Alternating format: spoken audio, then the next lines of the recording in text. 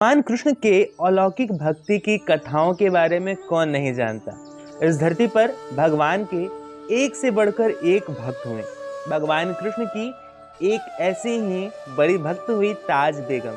आखिर एक मुसलमान होने के बाद भी कैसे ताज बेगम भगवान कृष्ण की भक्ति में डूब जाती हैं। इतना ही नहीं, ऐसी मान्यता है कि भगवान कृष्ण ताज बेगम के आखिरी समय में आकर खुद उनका अंतिम संस्कार करते हैं। इस कथा के बारे में आप अगर विस्तार से जानना चाहते हैं तो इस वीडियो को अंत तक देखें। और हाँ, कथा को सुनने से पहले आप इस चैनल को भी सब्सक्राइब कर लें ताकि भगवान कृष्ण की कृपा आप पर निरंतर बरसती रहे। अकबर की पत्नी ताज बेगम और भगवान कृष्ण की भक्ति के बारे में कई सारी कथाएं हैं। आज की इस वीडियो में हम आपको उन सभी कथाओं के बारे में बताएंगे। एक समय की बात है जब ताज बेगम भगवान के दर्शन हेतु गोवर्धन पहुंची।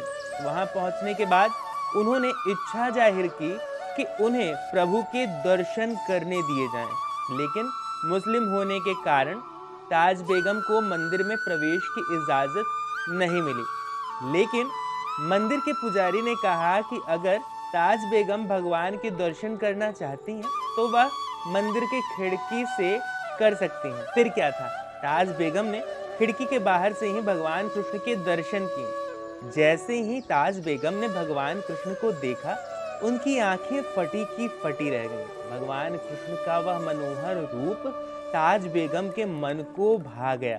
ताज बेगम जब वहां से लौटी तो उन्हें रात को नींद ही नहीं आई।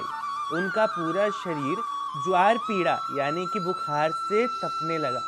राजमहल के बड़े बड़े वैद्यों ने ताज बेगम का इलाज करना चाहा, लेकिन उनका बुखार नहीं उतरा।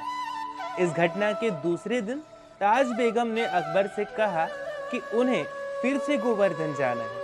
ताज बेगम के इस आग्रह पर अकबर उन्हें एक बार फिर से गोवर्धन लेकर जाता है। इस बार फिर से ताज बेगम ने खिड़की से भगवान कृष्ण के दर्शन किए। जैसे ही उन्होंने भगवान कृष्ण के दर्शन किए, उनका बुखार उतर गया और वह ठीक हो गई। लेकिन इस बार ताज बेगम ने वापस जाने से मना कर दिया और वहीं रहकर ताज बेगम कृष्ण की भक्ति में डूब गईं। एक अन्य कथा के मुताबिक एक बार ताज बेगम ने मौलवियों, मुल्लाओं और अपने इमाम से पूछा कि क्या अल्लाह का दीदार हो सकता है। सभी ने उत्तर दिया, हाँ हो सकता है। इनका उत्तर जानकर ताज बीवी काबा शरीफ की यात्रा पर चल पड़ी। मार्ग में एक पड़ाव ब्रज में पड़ा। घंटे घड़ियालों की आवाज सुनकर ताज बीवी ने लोगों से पूछा कि यह क्या है। दीवान ने कहा, यहाँ कुछ लोगों का छोटा खुदा रहता है। ताज ने आग्रह किया कि वह छोटा खुदा से मिलकर ही आगे चलेंगी। जैसे ही ताज ने मंदिर में प्रवेश करना चाहा, पंडों ने उन्हें रोक दिया। ताज वहीं बैठकर गाने लगी। कहते हैं कि ताज की भक्ति से प्रसन्न होकर श्री कृष्ण ने उन्हें साक्षात दर्शन दिए और इसके बाद ताज बेगम कृतार्थ हो गई।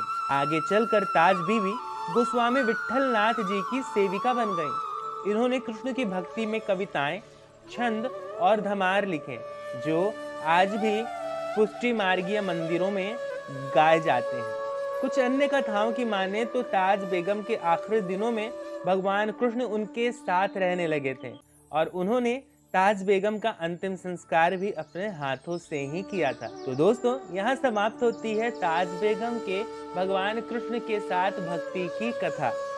कथा को लेकर आपके मन में कोई संदेह या संशय हो तो कमेंट करके हमसे पूछें। कथा अगर आपको अच्छी लगी हो तो इसे अपने दोस्तों, मित्रों व बंधु बांधवों के साथ साझा करें। और हाँ, जाते जाते इस चैनल को सब्सक्राइब करना तो बिल्कुल ना भूलें। अब अगले वीडियो तक के लिए दीजिए हमें इजाजत। हमारे सभी साथियों को हरे कृष्ण।